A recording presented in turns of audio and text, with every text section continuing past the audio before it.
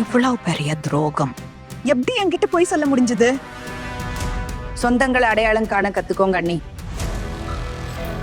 உங்களுக்கு நல்லது நினைச்சவங்களை நீங்க அவமானப்படுத்துறீங்க. இப்போ உங்க சின்ன மருமக என்ன பண்ணிருக்கா பாருங்க. அந்த விஷ பாம்பை விட அவ ரொம்ப மோசமானவ. அர்ஜுனை கூட்டிட்டு ஊர் சுத்த கிளம்பிட்டால. அண்ணே, இது வெறும் ஆரம்பம்தான். இனிமே பாருங்க, இனிமே உங்க சின்ன மருமக அடுத்தடுத்து என்ன வேலையெல்லாம் காட்ட போறாளோ. போதும் டாக்கூர்.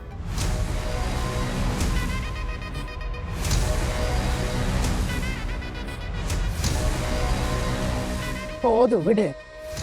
எப்படி என்கிட்ட போய் சொல்ல முடிஞ்சது? என்ன ஏமாத்திட்டாங்க. அவங்கள சும்மா விட மாட்டேன். இதுக்கான விலைய அவ கொடுத்தே ஆகணும்.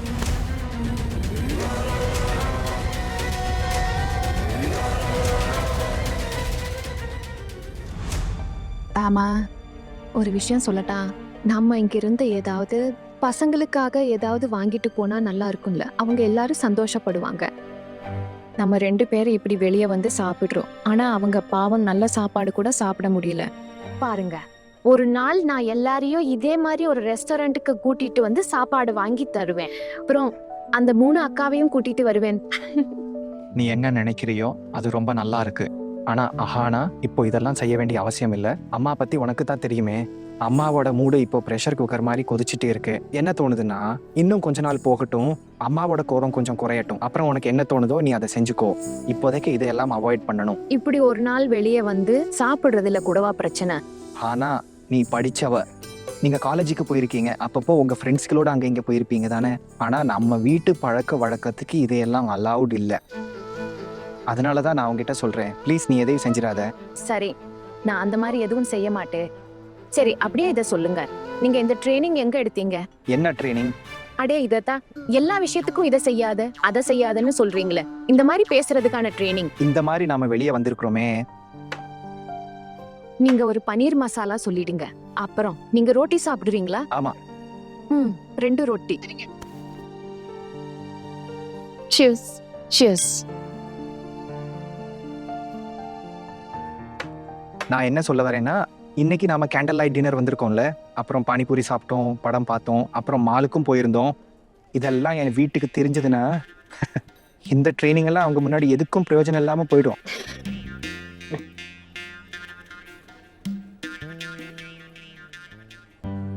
ஐயோ கடவுளே, நான் போன் ஆன் பண்ணவே இல்லை. நீங்க உங்க போன் ஆன் பண்ணீங்களா? நானும் கூட ஃபோன் ஆன் பண்ணல. ஆனா நம்ம ஃபோன் ஸ்விட்ச் ஆஃப்லயே இருந்துருச்சு பாரு. அம்மாவுக்கு போன் பண்ண வேண்டி இருந்துச்சு. இப்போ எல்லாம் சொதப்பிடுச்சு. முக்கியமான வேலையை செய்ய மறந்துட்டோம் மகானா.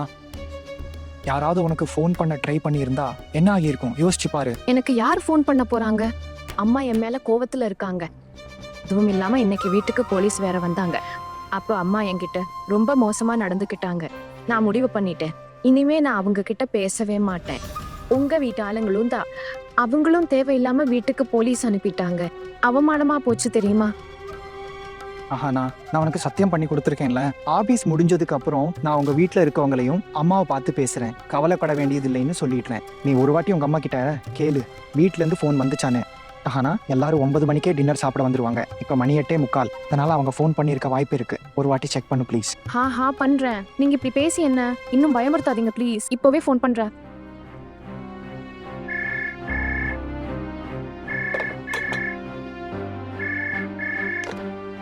ஹலோ ஹலோ அம்மா.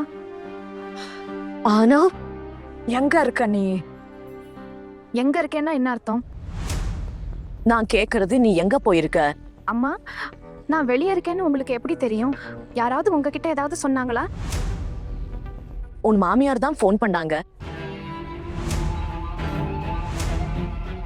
மாமியார் ஃபோன் பண்ணாங்களா? ஆமா ஆனா வேற யாரு பண்ணுவாங்க? நீங்க 2 பேரும் இங்க வர்றதா சொல்லிட்டு கிளம்பி வந்தீங்கன்னு சம்மந்தி சொன்னாங்க.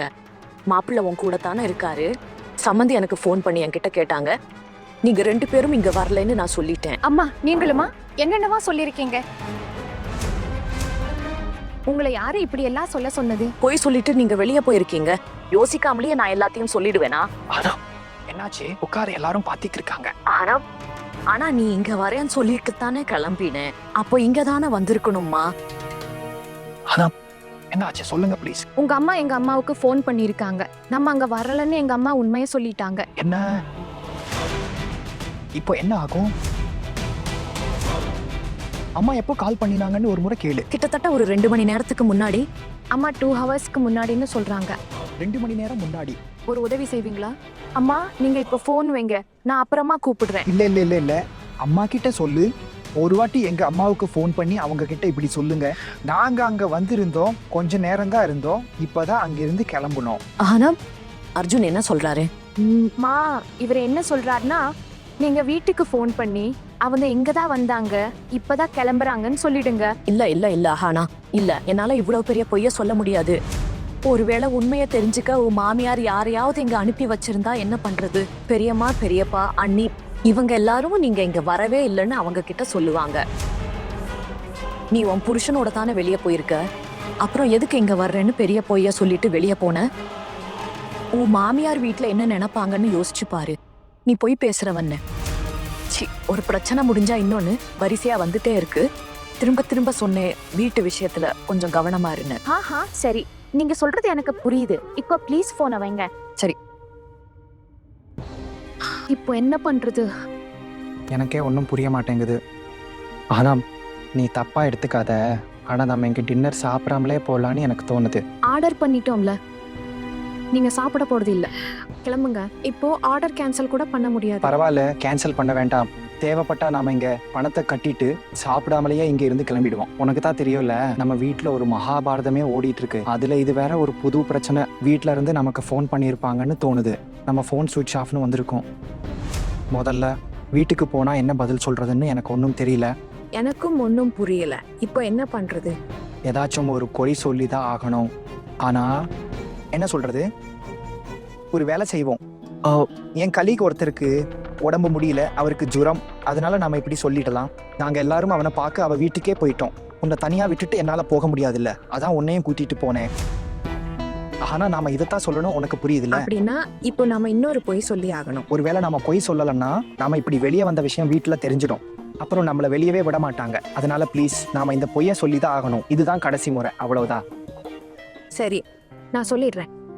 ஆனா உங்களுக்கு தெரியும்ல, எனக்கு பொய் சொல்றது கொஞ்சம் கூட பிடிக்காதுன்னு. உங்களால எனக்கு எவ்வளவு பொய் சொல்ல வேண்டி இருக்கு பாருங்க. முதல்ல உண்மை சொல்லியிருந்தா இதெல்லாம் நடந்திருக்காது இல்ல. அட ஹாஹா, ஆமா தெய்வமே, எனக்கு தெரியும். நீ பொய் சொல்லாம இந்த விஷயத்த நம்ம அம்மா கிட்ட சொல்லியிருந்தா அவங்க நம்மளை எப்பவுமே தனியா போக விட மாட்டாங்க. பானிபூரி சாப்பிடுறது, மூவி பார்க்கறது, இல்ல இந்த ரெஸ்டாரண்ட் வர்றது, கேண்டல் லைட் டின்னர் சாப்பிடுறது, இதுக்கெல்லாம் பர்மிஷன் கிடைக்காது. வீட்டுல எல்லாரும் 10 வார்த்தை சொல்லி காட்டுவாங்க. உனக்கு இன்னும் இவங்களை பத்தி தெரியலையா என்ன?